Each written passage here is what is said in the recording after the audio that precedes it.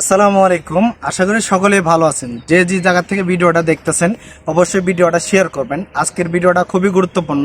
আমার পিছনে দেখতেছেন ঢাকা বিমানবন্দর রেল স্টেশন। এই লেখাটার পিছনে ভিডিও করার মূল উদ্দেশ্য হচ্ছে আপনারা যারা ব্যাকগ্রাউন্ড নিয়ে চিন্তা করেন, যে ব্যাকগ্রাউন্ড খুঁজেন, যে আপনারা যে ভিডিও কন্টেন্ট তৈরি করবেন সেই ভিডিওর কন্টেন্টের ব্যাকগ্রাউন্ড চান, আপনারা প্রফেশনাল ব্যাকগ্রাউন্ড চান। আসলে ভাই প্রফেশনাল কোনো ব্যাকগ্রাউন্ড প্রয়োজন নাই।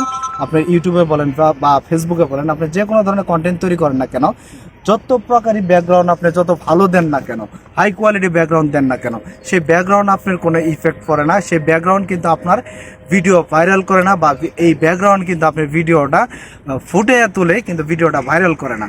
আপনি যে কোনো জায়গায় যে কোনো সিচুয়েশনে আপনি ভিডিও কন্টেন্ট তৈরি করতে পারেন, কিন্তু আপনি ভিডিও ভাইরাল করতে হলে অবশ্যই আপনি যে কথাগুলো বলবেন সে কথাগুলো মূল্যবান হতে হবে। সেই কথাগুলো মানুষ যাতে বুঝতে পারে, সেই জায়গা থেকে কিছু শিখতে পারে, সেটা হচ্ছে মূল উদ্দেশ্য। তাই আশা করি সকলেই ভালো থাকবেন, সুস্থ থাকবেন। আল্লাহ হাফিজ।